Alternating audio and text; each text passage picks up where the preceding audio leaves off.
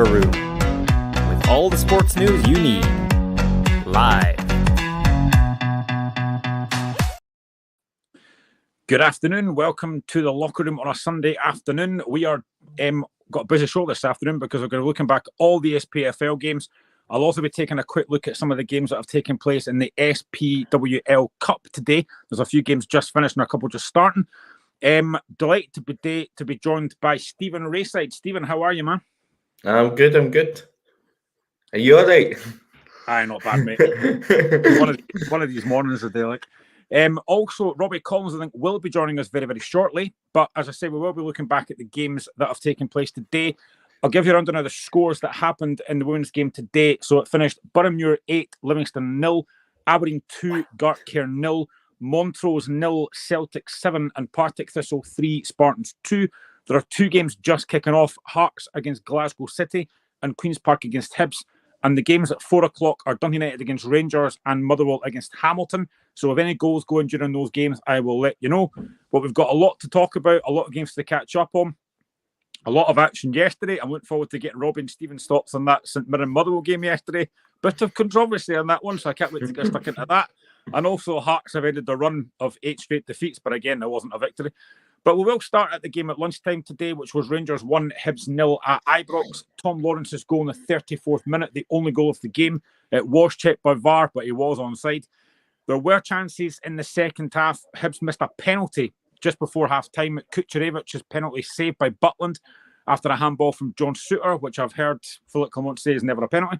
Second half, there was two big chances. Cyril Dessers should have made it 2-0, but a really good save from Bursic. And a minute later, a header from Dwight Gale just wide. Stephen, after that win for Celtic yesterday, very comfortable. It was very important that Rangers got a victory. It wasn't a great performance, but they've got 3 points. I genuinely think Rangers are up against Aberdeen this season. I don't think anybody's competing with Celtic. Genuinely. I think they're very fortunate to come away with the 3 points. Don't get me wrong, fantastic strike by Tom Lawrence to win them the game, but Hibs, the penalty from Kucherevic is poor. It's very, very poor. He does that stutter run up similar that we seen Marco Hara do yesterday for Park. Makes it easier for the goalkeeper to read, in my opinion, but you're kind of expecting Rangers to be more in the front foot second half, and that never materialised them. I thought the majority of the territory, Hibs had it without maybe really creating anything clear cut, but they had plenty of territory. Got into the Rangers final third a hell of a lot, and the Dwight Gale header is inches past the post, and there was one also that falls to Chris Cadden, and I believe if he hits it first time he scores, but he takes a touch that allows Robin Proper to kind of close the angle and get the block in. So, no, it's a good sign for Rangers because it's always nice to win when you're not playing well, but they're lucky not to be 7 or 8 points behind both Celtic and Aberdeen at the minute. A lot first half, Rangers controlled a lot of the game without creating too much, but it's a fantastic goal from Tom Lawrence. Like I say, it did take about 5 minutes to check on VAR, but he was just onside, but it's a fantastic strike. Oh, it's brilliant. He almost, it was Neil McCann taking commentary. He finds himself there by accident because he just follows his run, cuts inside, and you can see why he's come through Man United and made appearances for the first team. The technical ability is obviously there, and he just bends one into the far corner, leaving Bursic with absolutely no chance and goal. And no, I thought he was okay, Tom Lawrence, good goal, but I thought the two best players for Rangers again were Hefty, and I thought Conor Barron did really well. He's just doing a really good job at being that kind of a spoiler, that number 6 in midfield that just keeps things ticking. But no, fantastic finish and a very important goal for Rangers. At the start of the game, there was no Cyril Dessers. Igamani started, got 55 minutes. What do you make of him? It's hard to tell because obviously, come on, I believe was it against Dundee United. It looked really lively, had a couple of chances. I don't know how much of it was his fault today. I just don't think the service was there to him. I don't think Rangers Do you see that the two centre-backs get the ball? I don't think they play through the lines enough to get balls into midfield. I was kind of went with that 4-4-1-1. And Rangers didn't try enough penetrating passes for me. It was all side to side. Kind of a quick balls forward. So for Iggy, he's obviously want the ball forward into midfielders quickly so that he can then make the run in behind defenders, because that's where you'd imagine his attributes lie. And I don't think the way the game panned out maybe suited him. You even see when Cyril Dessers comes on, Graham, it takes him 15 minutes to get his first touch of the ball. So that shows you there how poor the performance was from Rangers. So I don't think you can really judge Iggy on today. I just think you need to say that it was a poor performance going forward by Rangers.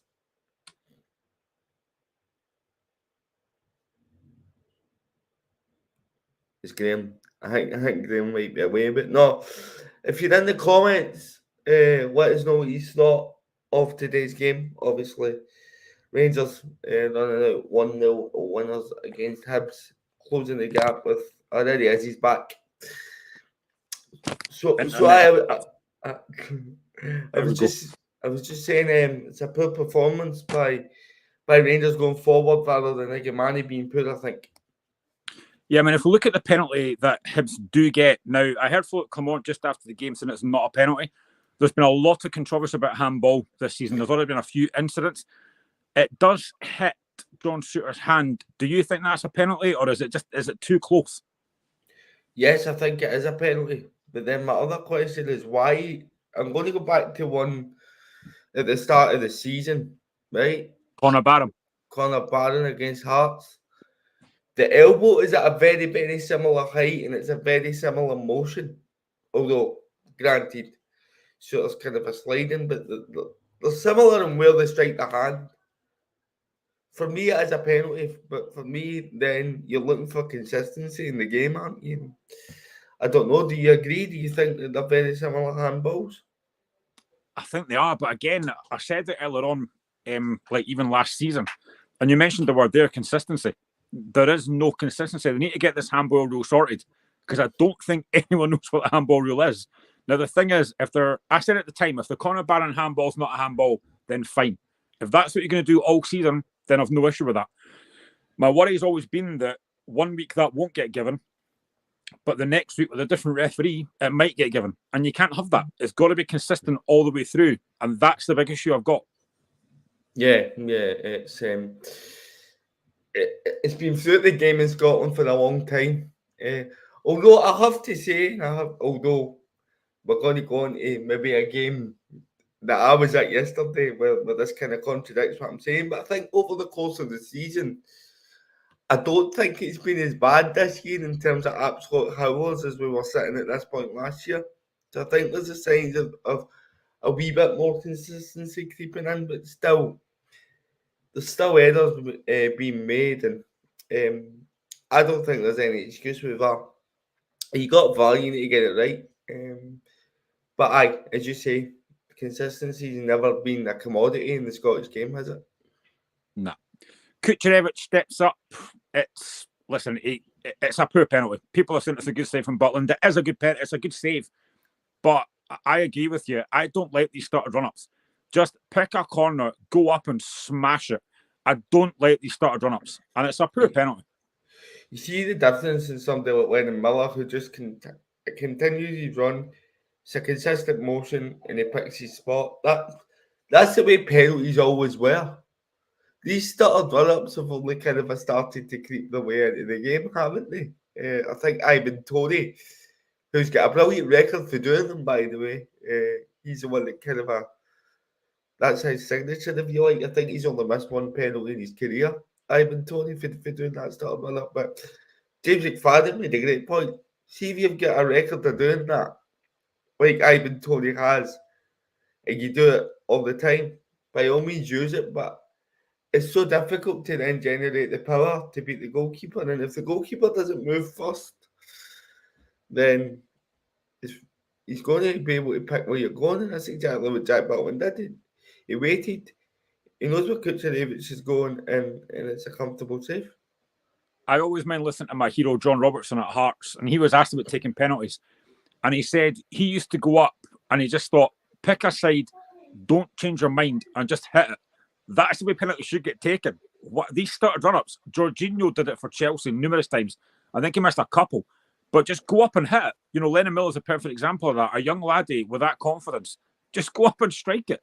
These started run-ups I always find, if someone's going to stutter, they're going to miss. And that's what happened with Kucherevich today. What always pops into my mind, Graham, is if it isn't broke, don't fix it. There's never been anything wrong where when you've got a penalty, you get up and pick a spot. See, if you got up and pick a spot and you had it with conviction, the goalkeeper saves it. Sometimes you just got to hold your hands up and say, good save by the goalie. But when you start to change it, you start to stutter, and it's very easy to pick holes in it. Faddy said that it looks good when it comes off, but it looks terrible when it doesn't. He's absolutely spot on. It looked horrendous because Jack Butland doesn't even need to palm it. He catches it. And then Rangers are going into half-time with 1-0 lead. But I have to say, the response from Hibs in the second half was fantastic. Yeah, I was about to mention that. There has been a goal in the 3 o'clock game in the SWPL Cup, and it's Hearts 0, Glasgow City 1. So we'll keep you updated on that. Hearts losing again. Shock horror. Women's game this time. But yeah, I thought second half, Hibs are actually a better side. They had a couple of decent chances. I was going to ask you, did you think that Martin Boyle was a massive miss for Hibs? Because he was out and so was Joe Newell. But I think the pace of Boyle could have caused Rangers a lot of problems today. Well, you see the joy that they were getting on the flanks, and I thought Hoyle had a good game for them. I thought you can see his touches. What was it, 12 crosses he got into the box or something like that. The most in any game this season. So, no, you can see that they were getting joy down the wing. Even Cadden and Miller, I thought, linked up pretty well at points throughout the game. Cadden was the one who put that great ball in for Dwight Gale when it gets headed just by the post. But you're maybe looking at it, you're looking at who they're bringing on. They're bringing on Harry McCurdy, and they're bringing on Ellie and Harry McCurdy's hardly kicked the ball for Hibs recently. And Ellie Yuan, to me, he's capable of moments of brilliance, but he's in between very mediocre. And you can see that in some of his touches when they come on the pitch. I thought he was too deep. Didn't think he got high enough at points. And if Hibs had someone like a Martin Boyle who's just direct, they probably would have got a bit more joy. It's not just about him being direct. He's got that end product as well. We've seen it. And at points, that was a big difference. Was Hibs not getting into good areas, but the end product maybe just wasn't there.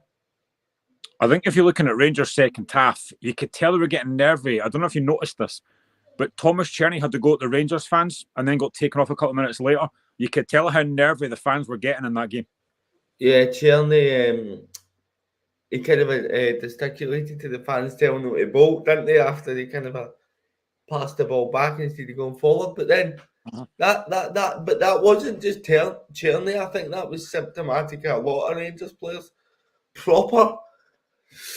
I don't know about him. There was some slack bits of play from him today. There was a lot of times they were just passing the ball at the pitch, overhitting it, fizzing balls into players' feet. And then, as I say, the two centre-backs, a lot of the time when they got it, they didn't play into feet.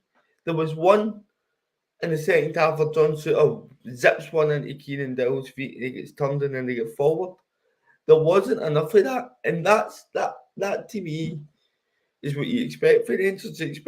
Look at Celtic. We'll always compare the two.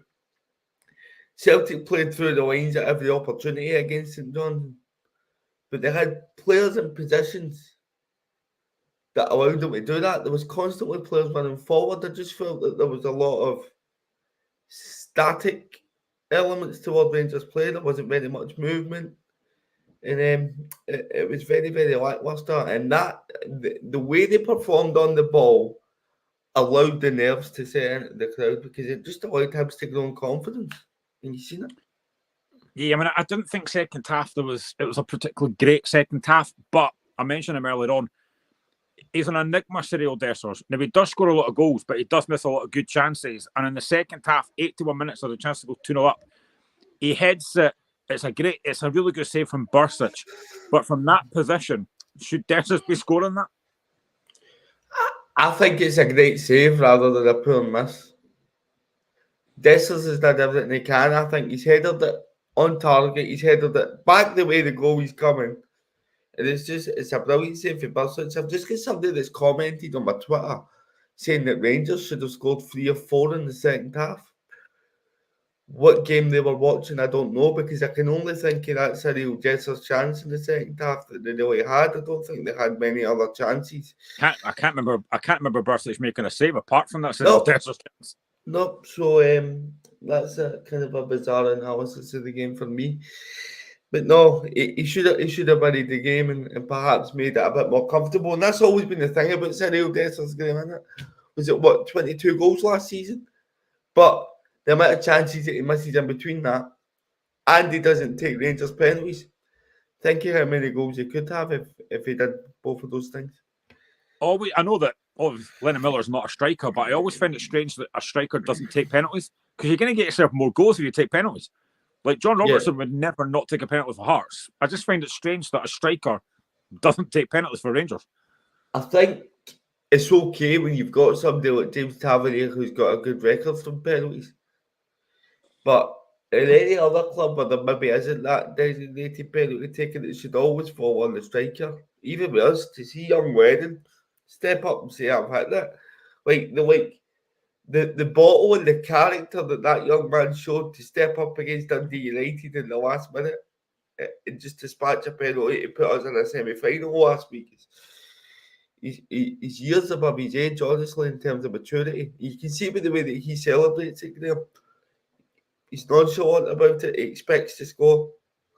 But yeah, I agree. It is bizarre not to see strikers saying, I'm going to hit it, although you've seen it with Kukarevich, and less said about that, the better.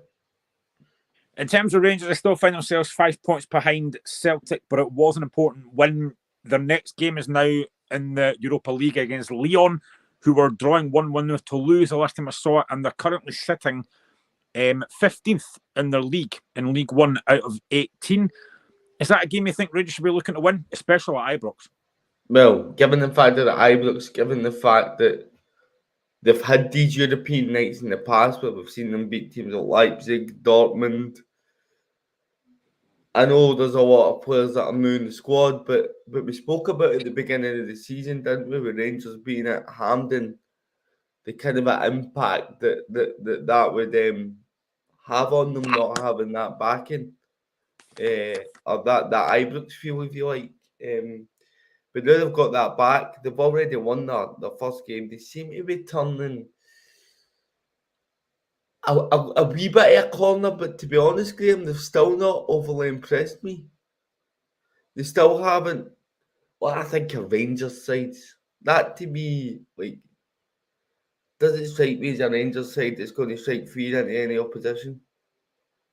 I think Dundee United, if you look at that game, Dundee United were too passive against them. And you see what happened when Hibs had a bit of a go. They were kind of just one or two wee bits of luck away from taking something. So, yes, their form's good, but I think they'll be hoping for...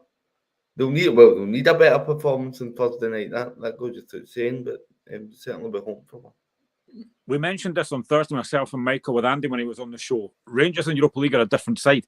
Against Malmo, that's probably the best performance of the season. They'll be looking for that again on Thursday in front of that Ibrox crowd, because they'll be expecting a result after what they did against Malmo, because they were excellent on Thursday. Oh, they were brilliant against Malmo. The amount of chances that they did miss, it could have been about 6 or 7. And you've seen it, they went there with a game plan to kind of hit them on the counter, and it was working every time. Against Lyon, I actually expect them to have a bit more of the ball with them being at home, and maybe it might be Lyon looking to kind of counter press Rangers, but it'll be interesting to see how that game pans out. But you've got to fancy Rangers. I make Rangers favourites going into it. Home advantage. Won the last game in Europe. Nah, I think any Rangers fan will be looking at this, because if they don't, Graham, you look at who they've got left to play. They've got to go away to Olympiacos, which is no easy task, and then you've got Tottenham, Man United coming up as well. So it doesn't really get any easier for them after this. And they're probably looking at about 12 points to maybe kind of get into that bracket of teams that will qualify. Mm-hmm. So they would like to think, I think, that they'll beat Union Saint-Gilloise and they'll beat Steaua Bucharest. But the Lyon game, if they're going to progress, the Lyon game at home is one that they have to win, I think. Yeah, if we look at Hibs, Stephen, I know they've lost, but a lot of positives to take from that game. They'll be going away thinking they should have taken at least a point from that game. And I know that David Gray mentioned that after the game. They created chances, defended very well. If they were just a bit more clinical, if that Dwight Gale header goes in, they're taking at least a point from that game. So a lot of positives to take. Yeah, it wasn't nice to see Hibs play well because we've got them next time. So I think they can take a lot of confidence for that performance. I think that they'll be hoping to have. I don't know if Martin Boyle will be back because I think he's just had an operation. But it depends how long the recovery period is. But no, you can see they've got a squad there now that they've got. Because you get the likes of Dylan Levitt coming off the bench. Dwight Gale come on. I thought he did okay when he came on. But the one that I want to point out that I thought was great was Triantis.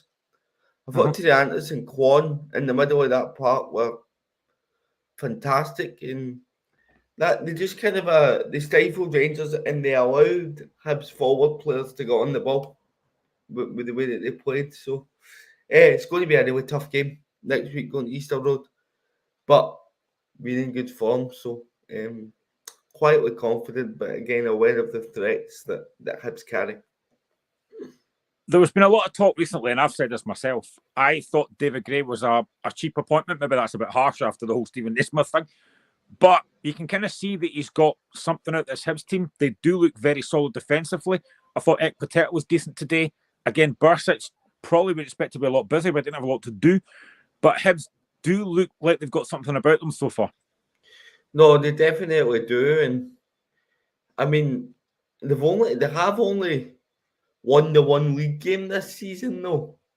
But I think what you always look for is, do you see an identity with a team? Do you see a style of playing? I think you kind of are starting to see elements of that with Hibs. And no, they were looking at the game next week against us and thinking we can get something for that. I think it's a good point that you make about the defence, game, because I always used to come on here and say they've not replaced Portis, Their defence has always been quite leaky. So to go to somewhere like Ibrox and kind of keep Rangers quiet for the best part of 90 minutes is some doing. So that will give them confidence moving forward. Although I think their approach again against us will be different because they'll have a lot more of the ball against us, I'd imagine, than what they did against Rangers. Even though, having said that, I still think they had a lot more of the ball today than what I expected them to have.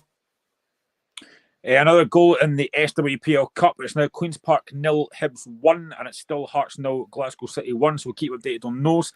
You mentioned Triantis there. There was an incident in the first half that Rangers fans have seen on Twitter were not happy with. They thought there should have been a red card for a Triantis challenge. For me, he wins the ball. I don't think it's a foul, personally. I don't think it's a foul either. And I think Hibs can be pretty aggrieved by it because you look at where they won the ball. It was high up the pitch in the Rangers half. And I think they had a 3v3 at the back. So there was potentially an opportunity for Hibs to go and score there. But I think the reason the referee, Nick Walsh, gives it is because of the speed that he's went in. And high speed dictates a lot of whether something's a foul or not.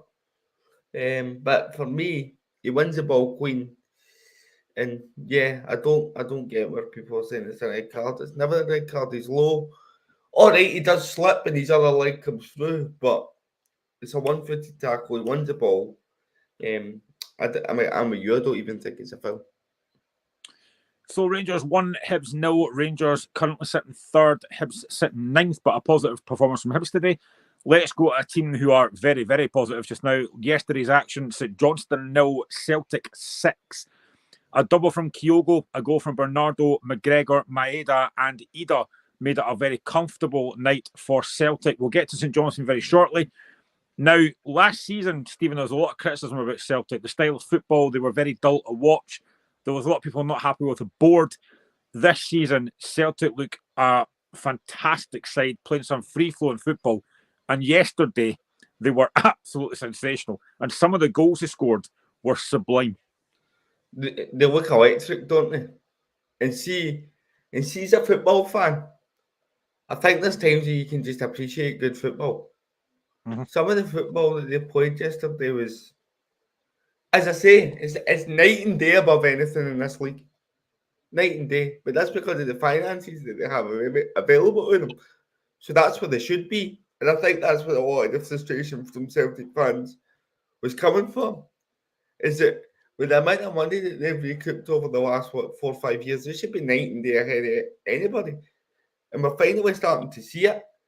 You're even seeing it in the confidence in players' performances, and I think it's been highlighted none more so than with the way that Nicholas Kunis started the season.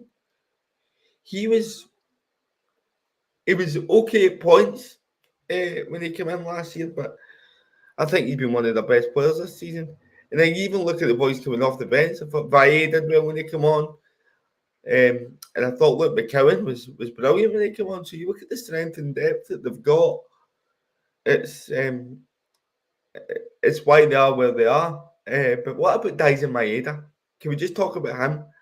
Because there was a point, I think it was in the 82nd minute. Celtic are about 6-0 up at that point. And he makes a 60-yard sprint back to go back and win the ball with St Johnstone getting out the pitch. So it just shows you Celtic never really stop. And I think some of the football they played yesterday was scintillating. Yeah, I mean, Maeda just typified that with his work rate has always been fantastic. He's obviously adding a lot more goals now. Really good goal yesterday, but some of the goals he scored yesterday, you know, they had one, I think, was it the second or third goal? It was right from their own half. They could have scored more because there was a couple of VR checks as well. Luke McCowan hit the post in the second half. They are just relentless.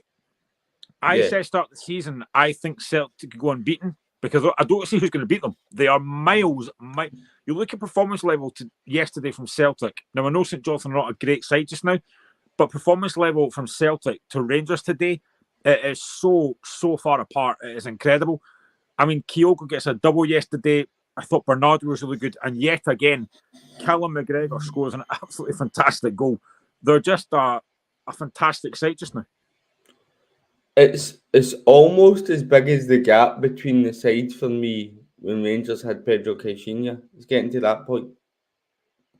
That may be a bit of a stretch, but the gap is getting wider. When your Rangers, you win a league during COVID, you get to a European final, and now your biggest rival. So you look like you're getting closer, Graham, right? And now your biggest rivals are miles ahead of you again. And do you know what that came from? That came from the difference in transfer policies at both clubs. Celtic move people out for a profit. They have the next one lined up. See, after the Europa League final, Rangers should have cashed in on Kent. They should have cashed in on Morelos. They should have cashed in on maybe even Connor Goldson. Because those three players were never going to be at a higher value than what they were coming out of a European final. They've never done it. They're struggling again financially in comparison to Celtic. And you're seeing this gap emerge. I'll give you a couple of stats from yesterday from Celtic's level. They had 19 shots at goal. They had 11 shots on target, and they entered the final third 98 times. I mean, that is just relentless. They just, like you said, I mean, Ange Postecoglou said at first, they just don't stop. They're a totally different side than last season. Oh, completely different side. The transition to the third so quickly, and that's that there's evidence given to that. But the stat that you just said that they entered the final third 98 times in 90 minutes of football. It averages with time added on about 1 a minute. They were constantly in St Johnstone's final third, and it's difficult, right? Because we're St Johnstone very, very. People ask was St Johnstone very, very poor or was Celtic very, very good. I actually think it's a mixture of both. I think you look at it, I think there was gaps all over the pitch that you just can't afford against Celtic. They were half and half in their press at times. Can't afford that against Celtic. And there was a big moment when Kyle Cameron went off with an injury and it altered St Johnstone's backline. Celtic scored not long after. But gaps everywhere. Celtic totally dominant. And it's what we expected going into the game. But from a St Johnstone point of view, how do you come back for this? Do you just kind of scrub it off? I mean, they've got a new manager coming in with the looks of things, but it's difficult again to see where they're going to get out of trouble because I see it. Sorry to mention Graham, but you're expecting Hearts to come good. You're expecting Kelly to come good. Can't get any worse. You're expecting Kelly to come good, right? And Ross County have a striker in Ronan Hale who scored a wonder goal yesterday, by the way. What a finish it is. He's got 6 goals in his first 10 games. Where is that player for St Johnstone that's going to win you a game of football? Where is it? How did they get out of the position they're in? I don't know. Yeah, we'll come on to St Johnstone shortly, but I just want to talk about Kyogo. Now, last season maybe wasn't at his best. This season he started very well, and we've always said about Kyogo, his movement is fantastic, and it was mentioned yesterday on the BBC as well. He plays on the shoulder of the last defender, but he never stops moving. He's absolutely fantastic, and he looks like back to the form that we know Kyogo's capable of. Again, 2 fantastic goals yesterday, but his all-round game and his movement, you can't take your eyes off for a second, because if you do, he's going to bury you. He's sharp as a tack, and you can see it. You can see it, and I think it's highlighted brilliantly by his second goal. He makes a run into the box. The ball doesn't come to him. It then comes out to the edge of the box. See his eagerness and how quick he is to get back online to make sure that he's in the right position for the header.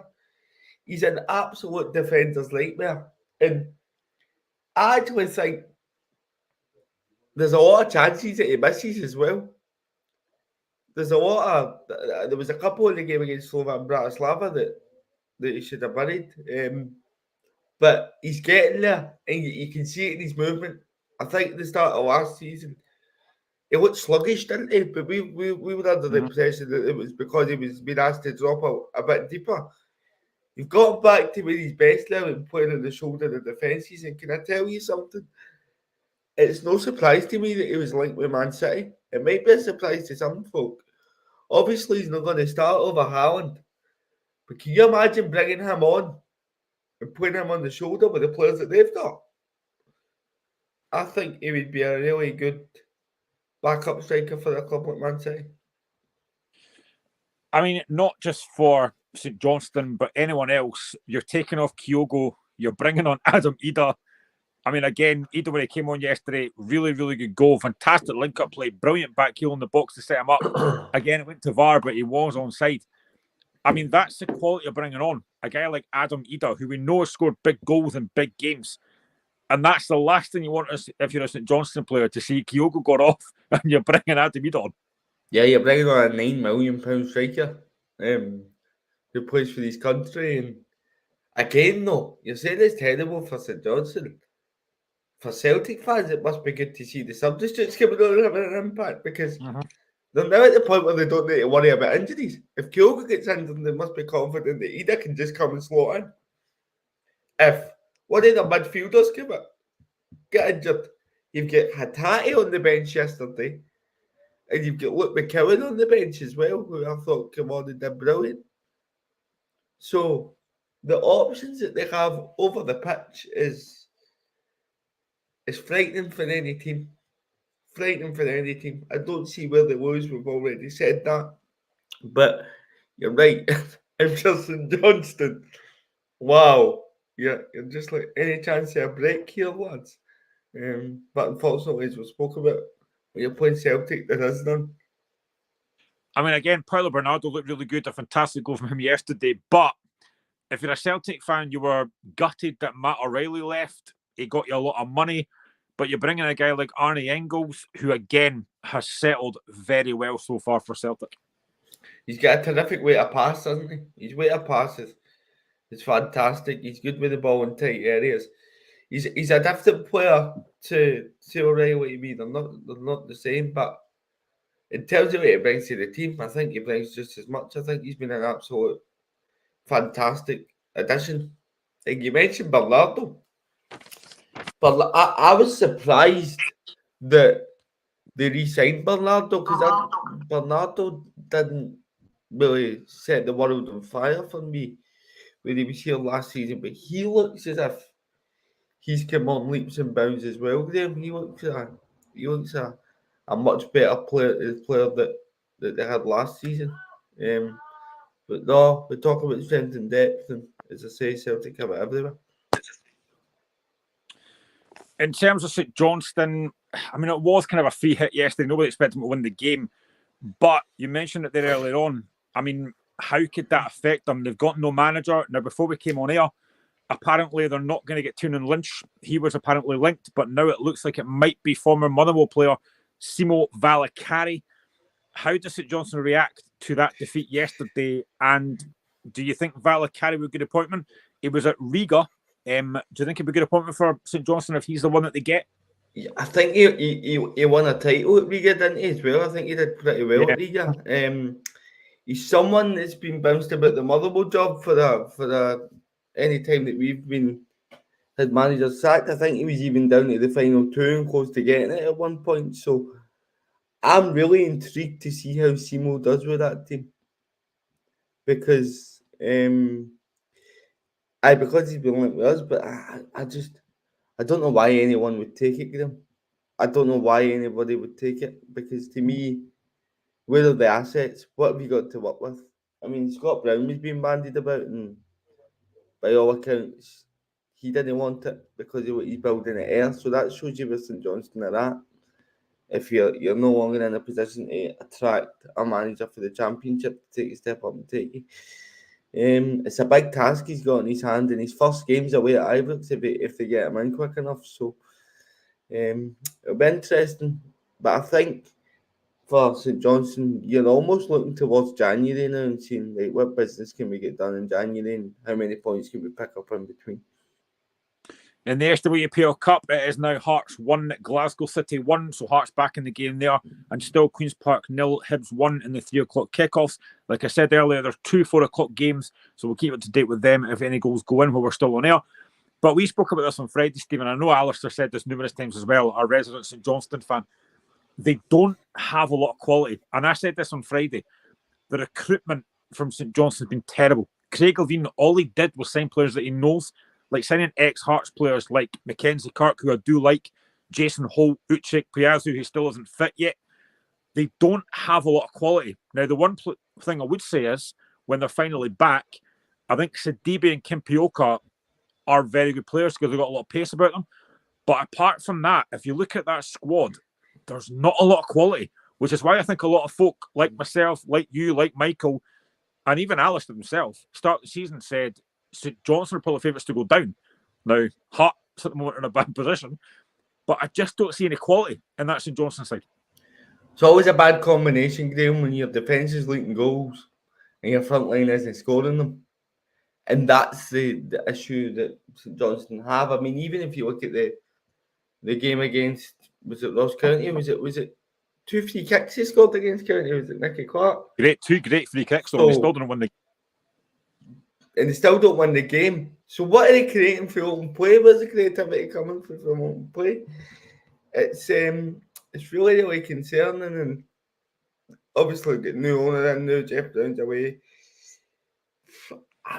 The Mackenzie Kirk to me looks lively when he gets on the ball. Obviously, he's never had much service yesterday, so you can't really judge him much with that.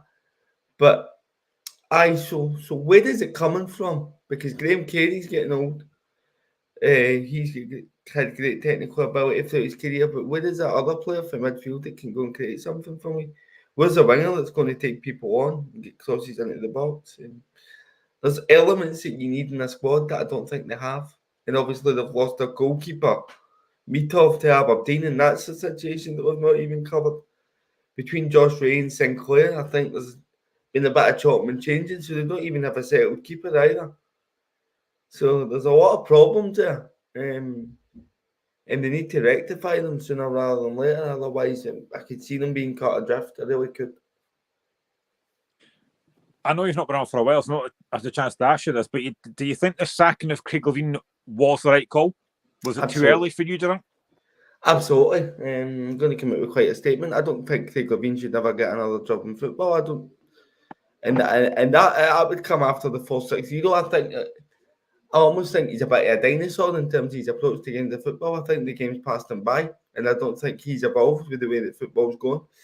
You can see that in the players that he's signing as well. He's kind of assigning people that he knows rather than getting a good scouting network behind him and getting it and identify and wee golden gems, which I think is something that my own club have did brilliantly in previous season.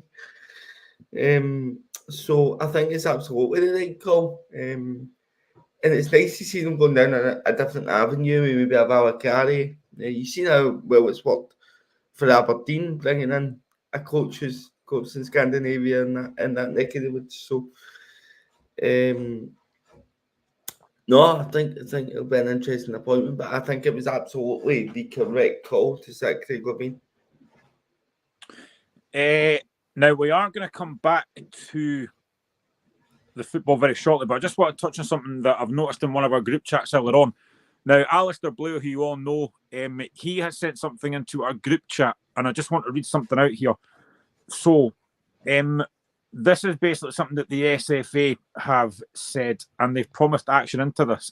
Now, I think this is an important subject, and I don't want to leave it till last. So, youth football's new season in Scotland has erupted into violence, vandalism, and red cards.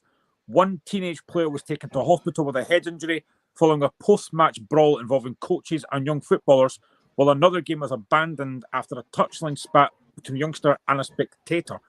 In other incidents in central Scotland, dressing rooms were trashed and refs and children threatened. There was an alleged assault and a record 58 players sent off. I mean, Stephen, we're talking about young players here, youth football. That is absolutely shocking. It's atrocious. It's atrocious. But then, how do you manage it? You obviously need to start banning people for being able to play if they've been caught involved in it. Anything this and be banning them. I mean, you're not allowed to sign for another club. You're literally banned from football. Your career is stopped if you're involved in any of this. And I think there's a lot of pressure on parents as well to just keep the heat. People are going to make mistakes. It's youth football. You know what I mean? Allow these boys to have the best possible environment to nurture their talents, and by being violent and being aggressive and abusing referees, abusing coaches, that just can't be. What does that say about our game? Because there's no other country in the world that will have a problem with this. So it needs to be stamped out, and bans need to be starting getting brandished about for anybody caught in any wrongdoing. Just to read something else here, horrified League chiefs have acted swiftly and expelled one club with more put on notice that they could be next. An email from Central Scotland League CSFA Secretary Paul Crosby. There are teams who have players, officials, and spectators who do not want to behave in the correct manner for the children's youth football. In the first week of the new season, which is only 10 days old, across different age groups, we have had multiple reports and complaints. I'm just trying to read some of the other stuff here. This is mental. There were 58 sending offs, the highest number ever for the first week back. Wow. Games abandoned, referees being verbally abused and physically threatened, referees being challenged by parents in car parks, spectators want to go fighting with coaches in front of minors, coaches and spectators making unacceptable comments to the players. I mean, that is an absolute disgrace. Now, I go to my lad, he's 12. He'll be 13 next year. And I watch a lot of his games. And the problem that I find is mostly parents. They've got far too much to say for themselves. Now, when I go watch my laddie, all I'm trying to do is encourage him. But there's a lot of people that want to shout at the coaches, shout at the referees. You're talking youth football here. I mean, people have got to get a grip. There is no need for that. And imagine you're a young laddie watching your dad or mum shouting at referees, going fighting with folk. That would put you off. It's outrageous. It shouldn't happen. Huge responsibility on the parents, Graham. What example are they setting to their children? Mhm. What example are you setting? And just because you might have been a failed football player, don't put that pressure on your kid, or don't bring that energy with it. Obviously, it means a lot to you. You want to see Nathan do well as well. I'm sure. Graham, do you know what I mean? But you realise that there's a line. Let the coaches coach. Let players make mistakes, and just let the game happen. The coaches are there for a reason. Do you know what I mean? They're obviously qualified to do a job, and we can't have instances like this because it just puts our game in such a bad light. Such a bad light. That's the thing as well. These coaches, like even this morning, for example, my laddie's game, I have to say as well, fantastic venue at West Linton Estate was fantastic. But people have got to remember, these coaches do this for nothing. They give up their spare time on a Saturday, Sunday, whatever, to do this to help their kids improve. And you've got adults, and I use the term loosely, you've got adults acting like that. Honestly, it's an absolute disgrace, and it does need to get stamped out. And I just read that stat there. 10 days old, 58 sending offs. That is absolutely mental. That is almost, when you said it as like, that's got to be a typo. That can't be right. 58 in 10 days. It's ridiculous. It's ridiculous. And do you get to the point, Graham, where you go, right, parents are no longer allowed to come and watch your games? Mm-hmm. Because you just obviously completely avoid that situation. It just can't happen. And we've talked about growing the game in Scotland and having to bring through more players. See situations like this, not helping whatsoever. I've seen it numerous times, like when my laddie played for his old team, and I'm not going to say who they are, but I've seen it numerous times where I've been standing there giving my laddie like just encouragement, and all you hear on the touchline is, "Why is my laddie playing here? Why is my laddie not playing in this position? You need to get that guy off." And if I'm a coach, I'm just thinking, you know what? I don't need this. I'm off. And if they leave, then what happens? The kids have got nowhere to go. But I don't think parents seem to realise that. They've got to. Some of these parents have got to shut up and let the coaches do what they're there for. You know, they're trying to progress your laddie. They're trying to make the laddie better. And all you want to do is give them stick or shout at the referee. Again, referees are giving up their time to do this. I just think it's an absolute disgrace. I really do. If you're that confident that you can be a coach, go and coach your own football team. Mm-hmm. See, if not, stand at the sidelines, shut up, let them do their job. Let them do their job. Like, I watch my sister, right? And I get the point of living vicariously through someone else playing, because it does mean a lot to me when I go and watch her play. But I look at it, I'm just using Kilmarnock as an example, and I know we're talking about youth football, right? They've got a massive squad there that Kilmarnock ladies. So you need to be understanding of the headache that these coaches have. They have to try and get everybody game time, especially at youth football, make sure everybody's involved, make sure everybody's playing. And the only way to try and help, you're actually hindering your child by acting the way that you're acting. Because your child is either one, going to be embarrassed by you, which they should, or two, then think that behaviour is acceptable. Mm-hmm. Because of the standard that you're setting. So parents need to be very, very careful. And it's something that's been a problem in the game for ages. For ages. I've seen my dad coach at pro youth level, and you always want to be coaches at the sideline, parents that think they know better. But I've never ever seen it get to the level of 58 sending offs and a wedge assault, and that's just ludicrous. Another goal in the SWPL Cup, Queen's Park 0, Hibs 3, so Hibs quite comfortable, still 1-1 Hearts and Glasgow City. But again, I mean, threatening coaches, threatening referees, what are you hoping is going to happen in there? Do you know, my wife has said to me before, why don't you go back to coaching? I wouldn't want to do it again, because I've done it before. And again, I had a phone call from a parent saying, oh, you know, you shouldn't be coaching at this level. Now, it's youth football. You shouldn't be coaching at this level. Why is my laddie not starting? And I felt like saying, because he's simply not good enough. I'm giving him a chance because he's not good enough. I wouldn't do it again because all you get is abuse. You don't get paid for it. Why would I want to do that again? No, you wouldn't. And then again, it goes to the point where we need people to referee the game. We need coaches to give these young lads a platform. So the more this continues, you've stepped away from it because you can't be bothered with it. Mm-hmm. There's going to be a plethora of coaches doing the same thing if this continues. And can you blame them? No, Can you absolutely not. actually blame them? Because their hands are tied a wee bit. I would almost actually bring in some sort of rule with it. If the parent gets involved, your child suspended for the next game, something like that. Something drastic needs to be done to stop this from happening. Well, I want to bring that up because I didn't want to leave it till later because it's an important subject. No, but let's go back to the normal football. So obviously Celtic won 6-0 yesterday. Their next game of Tuesday night, they take on Dortmund, a very, very difficult game. Dortmund won 4-2 on Friday against VfL Bochum, Bundesliga. They are currently 5th in the league, Dortmund. This is going to be a massive, massive step up for Celtic on Tuesday. How do you think they're going to do on Tuesday night? I think they'll get beat, right? I do. Because that's just the logical answer to give when you're talking about a side like Dortmund. But can they go there with confidence? Absolutely. The way they played against Slovan Bratislava, okay, they're maybe not the greatest side, but they started the Champions League campaign well. They scored 6 goals at the weekend. The important thing for Celtic is, yes, they need to defend, but they must carry a threat the other way. Because if you don't carry that threat the other way, Dortmund will just punish you. There's too much quality in their side. So, but what a fixture that is for both the players and supporters that are going over there. I was there during the Euros.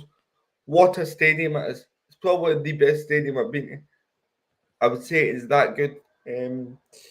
The atmosphere is going to be electric, and it's going to be a first 20 minutes backs against the wall for Celtic and try and find your way into the game. But when you look at it, look at players like Maeda, players like Kyogo.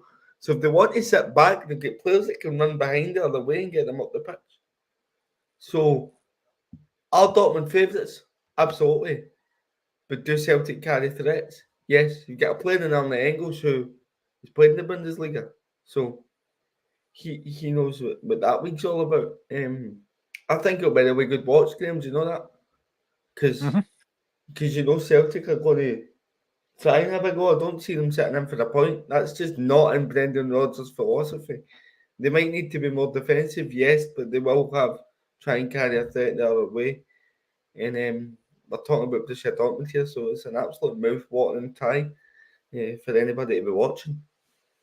Celtic obviously won their first game 5-1 against Slovan Bratislava, played very well. Now, I mentioned this on Friday, Stephen. Again, I've not just asked you this. I really like the new setup of the Champions League, Conference League, and Europa League. I think it's a really good setup. I love it. Because I think, what have you got fixtures like Liverpool v Real Madrid in the league phase? Do you know what I mean? So the way that it's been done has been fantastic. Absolutely fantastic. And I like the fact that the games continue to January as well. It draws it out more. It's very clear once you sit down and actually understand it, the way it works, and I actually even like the way that the draw was done, Graham. There you go. With the teams appearing, because it was quicker. There's a lot of the time with these draws where they're long drawn out processes, and you're like, come on, just get it over and done with. I actually thought it was quite exciting because you don't know what the computer's going to come up with. So, but no, you get some mouth-watering ties. I mean, Celtic are going to be playing Borussia Dortmund away to Atalanta, which is going to be another tough test to get the likes of Leipzig. But in amongst that, they'll get some winnable games as well. So you get that balance between some nice ties and some winnable games. And then you look at it from Rangers' point of view. Tottenham, Man United, Celtic playing Aston Villa, who, by the way, are drawn 2 each currently with Ipswich. So we'll get these battles of Britain thrown in. And I always think, maybe not with Rangers' case, because I don't know how strong they are, But Celtic against Aston Villa, I don't think that's as foregone a conclusion as what people think it is. No, I don't either. I think that could be a cracking. Take Celtic's squad's worth. So see if Celtic were to sell Maeda, how much would they go for? Kyogo, how much would they go for? They've got a player in Engels. I think that's going to be a really, really competitive affair, and it's one that I just can't wait to watch. And it's because of this new format, the way that the draw works, that you get to see these games. Before we move on, we'll just quickly touch again on St Johnstone. We just talked about the fact that Simo Valakari might get the job. Now, obviously, he's going to have to work with the players who's got till January. How big a job is the St Johnstone job? Because I just talked about it earlier. They don't have a lot of quality. How big a job is somebody going to have to do at St Johnstone to come in? It's massive because we all looked at Livingston last year and knew that there were just certainties for the drop. St Johnstone are very close to be. I think they're about 6 games away from becoming that kind of club. If they don't pick up enough points, honestly, they could just start to get cut off. But there you go. St Johnstone have got Ross County at home in their second game, so that one is absolutely massive. Ross County at home on the 19th of October, 2 weeks after Rangers in between after the international break. They then go away to Dundee and St Mirren, 2 tough away games before a relegation battle against Hearts at home on the 2nd of November. so you couldn't wait to get that in there, could you? No, I couldn't, because I was one of the only people that predicted Hearts would struggle this year. So, but no, they need to win that county game. That county game they must win. If they don't win that, then where are the points coming from? In France today, I don't often do this, but Rangers Europa League opponents Lyon have just scored in the 96th minute to lead 2-1 against Toulouse. So Lyon winning that game. Let's move on. I hope Robbie Collins is going to be on today, but I don't know where he's gone. Maybe in the half after yesterday. Sorry, Robbie, if you're watching. But let's go to Fir Park. Motherwell 2, St Mirren 1. A double from Lennon Miller, won a penalty. Dan Casey gets sent off in the 47th minute for a handball. St Mirren did actually open the scoring through Killian Phillips, but again had their second yellow card for Scott Tanzer later on. Mark O'Hara missed a penalty in the back of that. Motherwell now up to 4th, sitting on 10 points. Steve, what's your thoughts on the game yesterday? A lot of controversial incidents in that one yesterday. I'm delighted. But I certainly think we were very fortunate with some of the decisions. Absolutely. I think the penalty that we get is a Stonewall penalty. I mean, Marcus Fraser's absolutely bear hugging Dan Casey at the bank post. That's a Stonewall penalty kick. So I'll just go through these bit by bit. The Lennon Miller handball one, I don't think is deliberate. I don't think, but the rule states, Graham, that if it hits the hand in the lead up to goal, it should be chopped off. So I can see where the grievance comes from a St Mirren perspective with that one, because if that goes against me, I'm not happy. So this is the way that I always like to look at these. I think he gets the Dan Casey one spot on. I think it's a sending off. No complaints about that. Scott Tanzer, second yellow card, is one of the worst footballing decisions I have ever seen in my life. Probably the worst. And I have to call this down the middle. It would be very easy for me to come out as a Motherwell fan and say, I can see why he's giving it. I can absolutely in no way, shape or form see why you think that's the second yellow card. So, were we fortunate? Yes. But do I feel that we played well within the game out with the decisions? I think we did.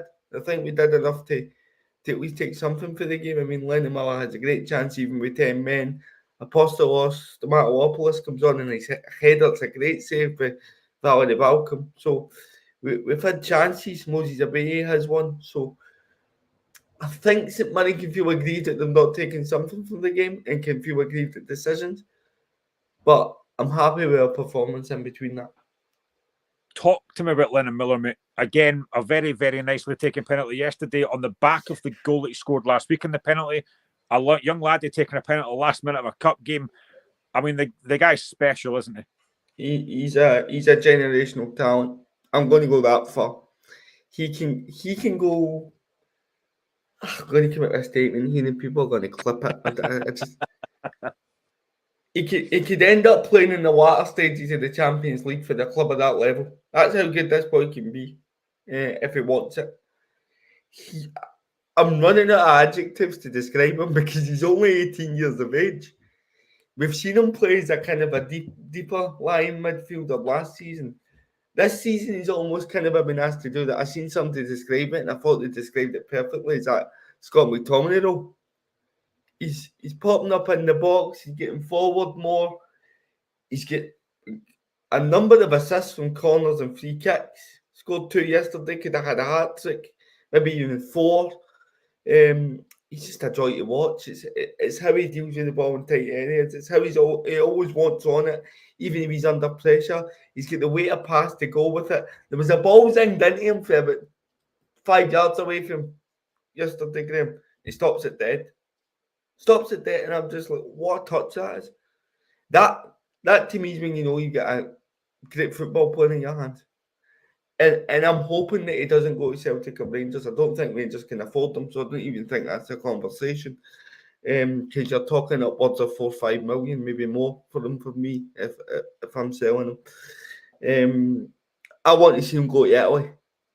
I want to see him go down the Lewis Ferguson, Aaron Hickey route of going to a foreign country and learning another style, if you like. But I just think he can play anywhere. Any league, you name it, he can go in and play. He becomes every club out with Celtic's best midfielder just by signing for them in this league. And I include Rangers in that. He's outstanding.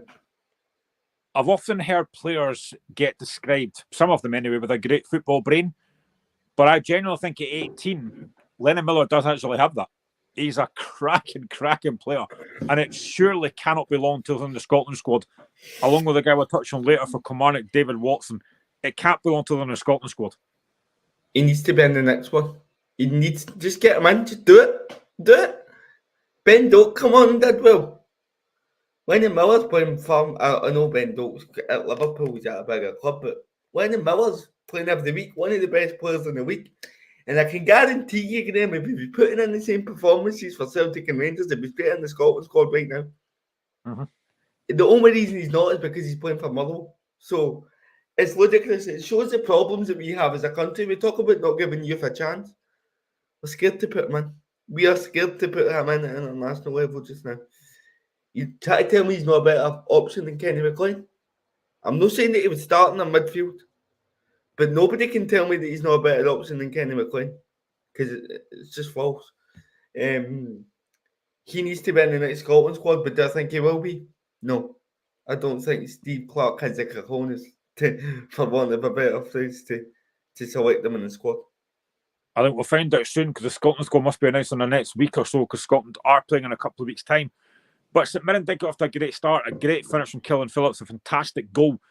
But you are right, they mentioned on a sports scene last night, Dan Casey, it's a good save, but it's a definite sending off. But again, Lennon Miller, fantastic 2 goals. But you're right, I watched it yesterday, and I know that Robbie was not happy about the times of sending off. The first yellow, again, it's probably a bit harsh. I can see why he's given it. But the second one, he wins the ball. Where's he meant to put his foot? That is never a second yellow card. He can't move. He actually, if you watch it, he tries to take his foot away, but there's no one else who can put his foot. It is never, ever a second yellow card. He wins the ball as well. He gets the ball. But no, you would have thought Christmas came early with that referee yesterday because he was giving out cards to everybody. So it was Kofi Bamber getting booked for coming on the pitch because the 4th official didn't tell him that the sub had been made. And he books Kofi Bamber just for walking on the park. He had no control of the game whatsoever. None. It was horrendous. And you just need to call a spade a spade. I can completely get why Robbie's aggravated because I'd have been fuming. I don't think I would have shut up on Twitter by now if that happened to my level. So, look, am I happy it went for my team? Absolutely. But I don't think it's right. I think it needs called out. We all want consistency. We've spoken about it at the top of the show. We all want consistency in refereeing decisions. And St Mirren, they've got every right to feel aggrieved, but Graham, I'm looking at my passport. It might be a bit early, but I'm sensing a wee European push this season. And I said we would have a good season in pre-season, and it's certainly looking that way. I mean, again, it's maybe not a great penalty from Mark O'Hara. Again, it's a started run-up. But I know I mentioned this to you a couple of days ago as well, like one of the group chats as well. Aston Oxborough is a very, very good goalkeeper, and it's a decent save. Liam Kelly must have had a clause in his contract to play games of football for us last season. I don't mean that. There genuinely must have been a clause in his contract for him to play, because there is no reason why Aston Oxborough, other than if Liam Kelly had a clause in his contract that he should have been sitting on our bench. He makes an outstanding save towards the end of the first half. Yeah, I saw that. Absolutely brilliant. What a save it is. And it's not just that. He's got a decent kick. And do you know what I love? Because what was I always screaming about last season? The fact that Liam Kelly never came for cross balls. His starting position sometimes is in the middle of the 6-yard box for like free kicks coming in for wide areas so that he can come out and claim it. It's brilliant. And you can see the confidence that is passed on to the team, because we look much more solid defensively this season. Between Aston Oxborough and goal and the signing of Wayne Gordon, who, by the way, has been an absolute revelation. What a signing he's been. He would heed his granny if you put it in the middle of the 18-yard box. Honestly, he heads everything. And I always say good teams are built on good defences. And we seem to have that. Obviously, By the way, sorry, I've not even touched on you, Wilson, yet. But I'll let you ask the next question before we get in there. No, obviously, as a Hearts fan, I'm asking this as a Hearts fan, but what's your thoughts on Andy Halliday so far? Do you know, Graham, he came in last season and I'm like, what does he bring? What does he actually bring to the team? This season, having had a pre-season under his belt, he looks a different player. He's that kind of a midfielder that you need to allow your better players to get on the ball. He's putting himself about. He's got a good delivery for corners as well. And there's been a lot of people saying get Halliday out of the team so that we can play Lennon Miller deeper. Why would you do that when Lennon Miller's on fire at the minute? So why are we changing it? No, Andy Halliday, he's doing well. He's like kind of he's never really above a 7, but he's not dropped below a 6. Does that make sense? Yeah. So he's kind of a there or thereabouts, but no, he's definitely a good squad player to have. I've been happy with his performances this season. Go and talk about the player you're going to talk about before I mentioned Andy Halliday. Oh, Ian Wilson. Everybody's talking about Lennon Miller. We have a boy at left back in Ugraham who was on loan at Beef last season in the West of Scotland Football League. He defensively is one of the best left backs I've seen at Motherwell. He's so good defensively, very rarely gets beaten. Maybe going forward, he could be a wee bit better at times. But I want my defenders to defend. He's got bags of energy. The only thing that I would love to see him add to his game is to be able to take somebody on and whip a cross in. I don't think we've maybe seen enough of that. But in terms of tackles, in terms of his passes, in terms of even getting forward, he does get forward. I just love him. I think everybody's talking about Lennon, but it's because Lennon's dad used to play football, I think, and Lee's always speaking in the media. And the fact that players like Lennon Miller come along once in a blue moon, but Ian Wilson, wow, he's going to go for big money as well. He's been so consistent. What did you make of St Mirren yesterday? Obviously disappointing to not have got something at the game with a missed penalty at the sending off, of course. Did anyone really impress you yesterday? What did you make of their performance yesterday? Killian Phillips, I thought, was all right, but see, apart from that, Stephen Robinson said they played well, right? But apart from the save in the second half, the first half, sorry, the Oxford made in the penalty, I don't really remember feeling overly they're going to score here. Even when we went down to 10, I think they had a header and it was Killian Phillips again in the middle of the box that he heads straight into Oxford's hands. But I never at any point felt like they were going to, cut us open. I know what Stephen Robinson's teams like to do. They like to get the ball wide and put crosses in the box, but see when they went down to 10 men, that completely suited us.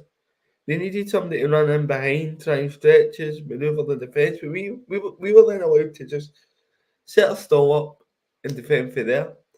I disagree with Stephen Robinson's evaluation of the game. I thought St Mirren were lacklustre in their performance anyway. I watched the highlights last night, and somebody that I usually do rate, Olisanya, didn't look like he got many chances yesterday.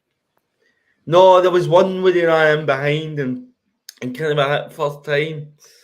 And it went wide of the goal. But he was somebody that I was looking at the start of the game going, that boy's dangerous, we need to be wary of him. But it never really materialised. They tried to bring on Van Veen, they tried to bring on James Scott, and we just defended brilliantly for 90 minutes. And I'm surprised that Mark O'Hara actually misses a penalty because he's such a good record for the spot. And correct me if I'm wrong, but I don't think he usually stutters his run up, does he? It's usually one motion with Mark O'Hara, so I don't know why he's changed his motion for the penalty. That was bizarre, but I'm not complaining. And it's always kind of a tight games between St Mirren and Motherwell, and scoreline wise it was, but no, I thought we were worthy. The decisions, the out-with decisions, we were worthy of 3 points yesterday. A couple more goals in the SWPL Cup. It's now Hearts 1, Glasgow City 2, and Queen's Park 0, Hibernian 4. So it looks like a comfortable passage through for Hibs. Good afternoon to Paul Donaldson. Hi, I hope you've had a good weekend. Hope you managed to talk about the Dundee-Aberdeen game before the stream cuts off. Yeah, the stream cut off on Friday by accident. And good afternoon as well to Terry Selvey on YouTube as well. All right, lads. All right, mate. Hope you're doing well. We are going to be talking about Aberdeen next, Paul, so stick around, pal. I'm sure you'll be delighted with that. Just in terms of Motherwell, Stephen, I know we mentioned this last season, and probably before that as well. The fact that Stuart Kirtley had that terrible run, 15 games without a win. Now, I know it's early in the season, but currently sitting fourth. You've just mentioned the fact you got your passport listed already. No. It's been a pretty solid start for Motherwell so far. Yeah, but we had a good start last season. First 4 games, we had 10 points. So, and knowing the kind of guy that Stuart is, he'll be taking one game at a time, 1 week at a time, one training session at a time. It's just how it works.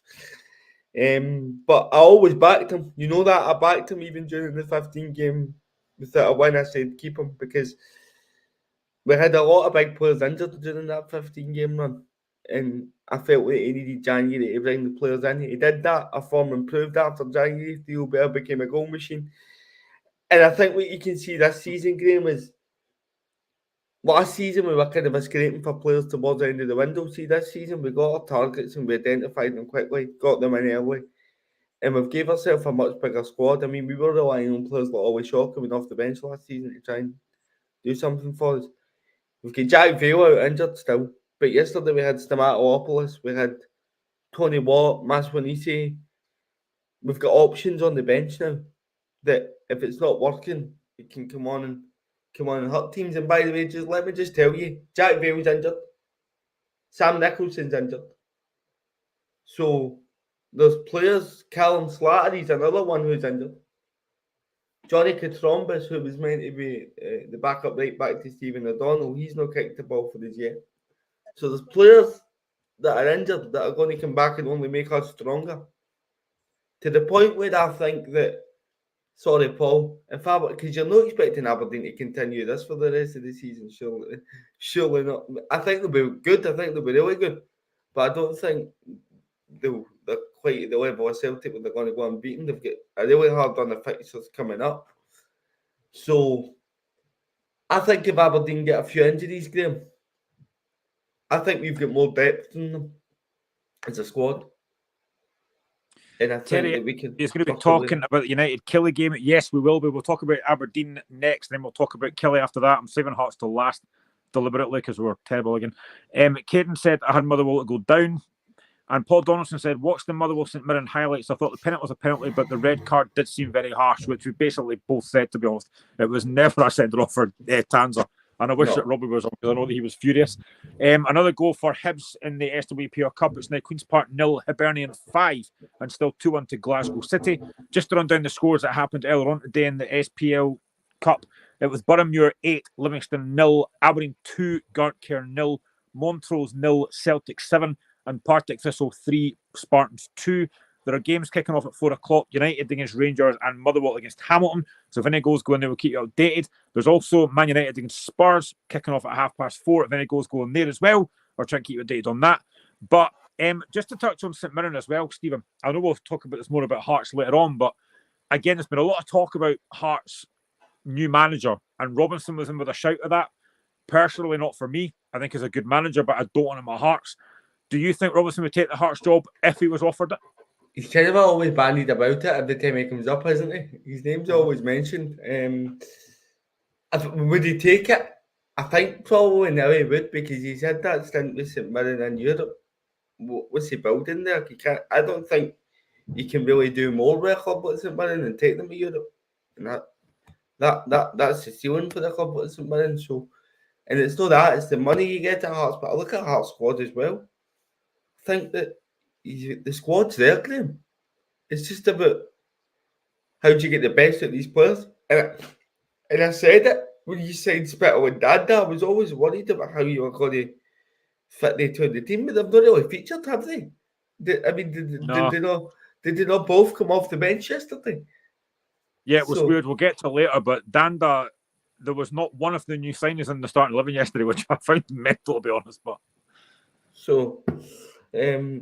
I think I would look at the squad. I would look at the size of club Hearts are. I would look at the definite increase of money. And if I'm Stephen Robinson, I'm thinking that's a mouthwater and proposition. But I don't know. I don't think his style suits Hearts. I think that you would become very, very frustrated with the kind of a style of play, because it's very much get big bruisers in your team, get the ball wide and get crosses into the box. And we get called hammer throwers under them. So that's what he's would become. But no, I think he is a good manager though. He's good at identifying players for the style that he wants. Do the current players, I know I'm contradicting myself here a bit, do they suit that style? I don't know. I think they kind of like to get on the ball more and be a bit more pretty. But I mean, the talent's definitely there. It's just whether he would be able to get the best out of them in his style. We'll talk about a team that definitely does a style and is certainly not frustrated. Let's go into Paul Donaldson's team, Aberdeen. Aberdeen beating Dundee by 2-1 yesterday. Kevin Nisbet after 50 minutes and Topi Keskinen after 32 minutes. A Simon Murray penalty after 45 gave Dundee a chance. Before we move on to that, I just want to say best wishes from myself, and I'm sure Stephen as well, to Mo Silla, who was taken unwell from Dundee yesterday in a hospital. So we hope all the best to Mo Silla. Hope he gets back to full fitness very, very soon. Very scary incident that, apparently. So 12 games unbeaten for Aberdeen under Jimmy Thielen. Again, another good performance yesterday. The Aberdeen bandwagon just keeps rolling on, Stephen. They are keeping pace with Celtic, but what a start that Jimmy Thielen's made. I don't think any Aberdeen fan could have imagined how they start the season. It's been incredible. Oh, it's been absolutely fantastic and surprising, because I think there was question marks. Is it going to take Jimmy Thielen time to get settled? Is he going to come in straight away? And he has. He's come in straight away, and his team are on fire. Is it the boy Nelson in the middle of the park? I really like the look of him. I think who's the centre back, Malloy. I think he's been he's been a really good addition for them. And then you look at Topi Keskinen and Kevin Nisbet yesterday. Fantastic, particularly Topi Keskinen, because I think he came into the side for Papagay, who was injured, didn't he? So he comes in, has an impact. That shows you again the strength and squad that they've got. If one's going out, the other's coming in, and you're not noticing much of a difference. Maybe wasn't the best performance of the season from Aberdeen in terms of how they started it, but it's a sign of a squad that's confident that they're still getting results and still winning games, and they've recruited really well. And I've not even mentioned the the goalkeeper, Mitov, who Paul's just mentioned in his comment there. He was the best goalkeeper in the league for me last season, out with maybe potentially Jack Butland at Rangers and Joe Hart at Celtic, but he's a really solid goalkeeper. And yeah, you can see an Aberdeen side that are absolutely flying just now. Yeah, Paul says we look fairly comfortable at 2-0, but it was backs to the wall for the whole second half. Mito for a couple of good saves and rescued 2 points, maybe even all three. And he also said under previous managers we lost that game. Terry says I'm a big United fan. We will come to them very shortly, Terry, so don't worry and don't go away. But yeah, I mean, if you give a striker like Kevin Nisbet chances, he will score. And it's a very good finish from him yesterday for that first goal. Yeah, and it shows that is to any player out there, any youngsters who spoke about youth football earlier, but to put kind of a positive slight on it, you don't always need to run right in. Sometimes you just need to hold your run and the space will come for you. And that's what Kevin Nisbet does. He waits on the edge of the box, the space opens up for them. It's a brilliant pick out for Topi Keskinen, and then the finish is fantastic. Obviously, he had a bit of a stop-start time at Millwall, never really worked out for him there, but so it was a big move for them, particularly with Aberdeen losing Miofsky. But he's come in, scored a couple of goals, and yeah, he looks to be a good replacement for Bojan Miofsky. So the Aberdeen fans will be delighted with that. It's funny how some players just fit a certain club. You know, you just mentioned Millwall there. Maybe they didn't suit him. But coming back to Scotland, a league that he knows, he settled in very well. And you look at the goal he scored against Ross County a few weeks ago, that very last-minute goal. And that kind of cemented with Aberdeen fans. You know, you're scoring that last-minute goal, keep the run going. And then yesterday, he's a natural finisher. There's never been any doubt about Nisbet's finishing ability. And if you look at the fact that you mentioned Papa Gay earlier, I don't think anybody would have thought Gay would have started the season as well as he has done. 6 goals. But he goes out the team yesterday, and Aberdeen still get the job done.